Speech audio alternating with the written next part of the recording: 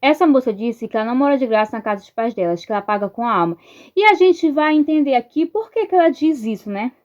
Eu não moro de graça na casa dos meus pais, eu pago com a minha alma. Recentemente eu gravei um vídeo contando de algumas situações, né? Desabafando sobre algumas situações que acontecem na minha casa. E eu teve muitos comentários, né, que questionaram o fato de eu não pagar, tipo, ajudar financeiramente em casa.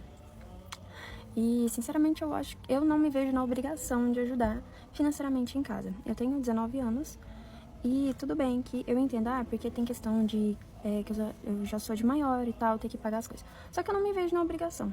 Sinceramente, eu não acho que eu sou obrigada, porque desde quando eu era criança, não fui criada em si pra ser uma criança. Eu fui criada pra ser, tipo, como é que eu falo isso? Pra ser uma mão de obra barata pros meus pais. Não é que eles não tenham me dado amor ao longo da minha vida, me deram. Só que eu sempre fui a filha que eu sirvo pra ajudar. Eu ter que fazer as coisas em casa, ter que olhar meus irmãos. E isso começou desde quando eu tinha 6 anos, que foi quando meus pais tiveram... Na verdade, foi quando minha irmã inteirou 3 anos. A gente tem mais ou menos 3 anos de diferença de idade. E nisso, foi quando eu comecei a cuidar da minha irmã. Eu tive que ajudar a cuidar dela e tal. Não foi tanto assim, mas eu tive que ajudar a cuidar dela. Eu errei a idade. Eu tava com 6 anos quando meus pais tiveram o segundo filho. Eu lembrei, fiz errado os cálculos aqui. E no segundo filho, eu tava com 6 anos e eu perdi boa parte da minha infância porque eu tive que ser irmã do meu irmão. Sempre que ia pra algum lugar e tal, eu tinha que brincar e tal. Eu não queria brincar, morria de vontade de brincar, mas não podia porque tinha que estar olhando meu irmão. Até então, teve uma vez que eu apanhei muito porque a gente foi pra casa de uns amigos do meu pai e eles simplesmente jogaram a responsabilidade pra cima de mim e do meu irmão. E o menino tinha 1 ano e meio, eu acho, 2 anos, assim, no máximo. E me deixaram com o menino, simplesmente foram beber e eu tive que ficar com ele. Aí eu fui brincar de pique-esconde lá com as outras crianças que estavam lá e deixei ele em cima da cama. Falei, não vai acontecer nada. O menino caiu no chão, bateu a cabeça. Nossa, me xingaram no meio de todo mundo. Tinha um monte de gente na casa, ficaram brigando comigo. Depois me bateram ainda no meio de todo mundo. Eu fiquei, nossa, rachando de vergonha. Após isso, né, depois dessa situação toda, a gente foi embora pra casa. Chegou em casa, me culparam horrores pelo menino ter caído, porque era obrigação minha ter olhado ele. E, tipo, sempre foi assim. Eu sempre tive a obrigação de olhar os meus irmãos onde quer que a gente fosse. Era obrigação minha olhar os meus irmãos como se eu fosse mãe deles. Tive que amadurecer antes do tempo. Aprendi a cozinhar quando eu tinha 9 anos de idade. E isso porque minha mãe fazia faculdade de manhã e não dava tempo dela chegar no horário do almoço pra gente poder ir pra escola. Então eu tive que me virar, aprender a cozinhar. Em si eu não me virei porque ela me ensinou. Mas assim, me ensinou uns 2 dias e depois o resto eu tive que me virar. E muitas das vezes eu salgava a comida porque eu não sabia o tempero certo e tal. E nossa, e meu pai me batia tanto, que acho que eu apanhei tanto que eu aprendi. A mesma coisa com tabuada também. Quando foi me ensinar a tabuada, acho que foi 1 ano apanhando igual cachorro pra aprender tabuada. Aí o dia que ele falou assim, não, eu desisto dessa menina, que não entra nada na cabeça dela. Aí eu aprendi. Ele parou de me bater, eu aprendi. Eu não sei o que aconteceu também. Mas eu aprendi a cozinhar com 9 anos e teve um dia que ele chegou em casa e a comida não estava pronta. Isso foi num sábado, porque a minha mãe tinha ido em casa, ela ia pra faculdade umas 8 horas. Umas 9h30, 10 horas mais ou menos, ela foi em casa e falou, olha, arruma sua casa, limpa sua casa, que eu vou vir pra fazer o almoço. Nisso meu pai tava na oficina que era dele, na época. E acho que era mais ou menos 1 hora e nada da minha mãe chegar. Ele pegou e chegou em casa.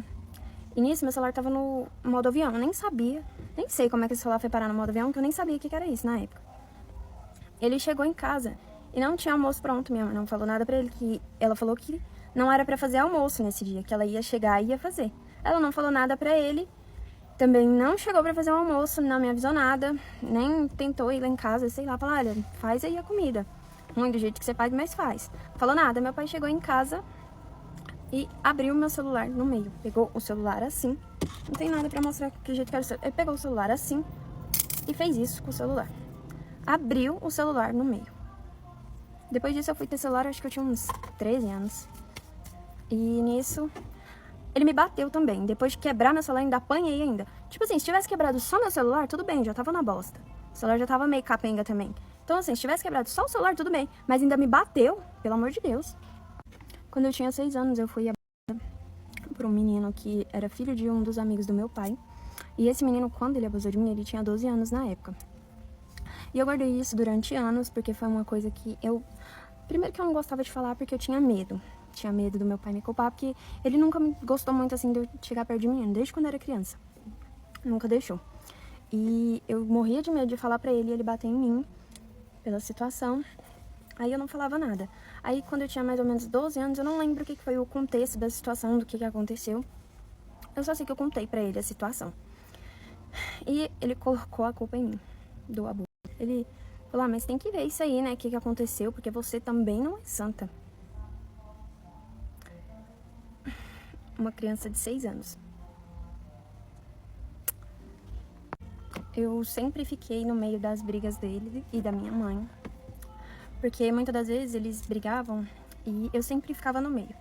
Sempre tive que escolher entre meu pai e minha mãe. Se eu escolhia a minha mãe, meu pai ficava com raiva de mim. Se eu escolhia o meu pai, a minha mãe ficava com raiva de mim. Até então foi uma das situações também, de quando eu tinha 7 anos, mais ou menos, eles se separaram. Acho que foi foi a primeira vez que eles se separaram. Meu pai falou, vou embora e tal, não aguento mais a situação. E me chamou pra ir embora com ele. E naquela época era Deus no céu e meu pai na terra. O que eu fiz? Eu peguei uma caixa e coloquei só meus brinquedos de Barbie. Eu nem juntei roupa, não peguei nada. Só meus brinquedos de Barbie e tava indo com meu pai. Depois disso, aí acabou que ele não foi embora bosta nenhuma, só, tipo, ameaçou. Minha mãe ficou com raiva de mim durante meses. Ficava, tipo, acontecia alguma coisa, ela fazia questão de falar, não, mas a Yasmin também queria ir embora com o pai dela. Às vezes ela comprava coisas para os meus irmãos e não me dava, porque falava, mas você quis ir embora com seu pai? Agora você escolhe aí o que ele vai te dar. Você fica aí com o que ele vai te dar. Se ele não te der nada, o problema é seu, você não queria ir embora com ele. Então, meio que já respondendo, eu não me vejo na obrigação de pagar as coisas na minha casa, porque primeiro eu pago desde quando eu era criança. Eu tô pagando com a minha alma desde quando eu era criança, tendo que amadurecer antes do tempo, sendo casada com meu pai, sendo mãe da minha mãe, sendo mãe dos meus irmãos, tendo que amadurecer cedo. Então, assim, eu não me vejo na obrigação de pagar absolutamente nada na minha casa, apesar de agora meu pai tá me obrigando depois de ter tomado banho na água quente. Aí agora eu vou ter que pagar energia. Como eu não faço a menor ideia, porque do meu salário não me sobra nem um centavo. E é isso aí. Eu não simplesmente acho situações absurdas, principalmente pra uma criança. Já tem um tempo que eu queria gravar esse vídeo, mas eu tava tentando me planejar pra gravar, pra não ter que chorar, porque eu acho simplesmente um dos assuntos mais pesados essas coisas que eu falei. E nem é só isso, porque geralmente eu sempre penso nas coisas que eu vou falar, penso de algumas situações que já aconteceram, mas geralmente eu esqueço tudo.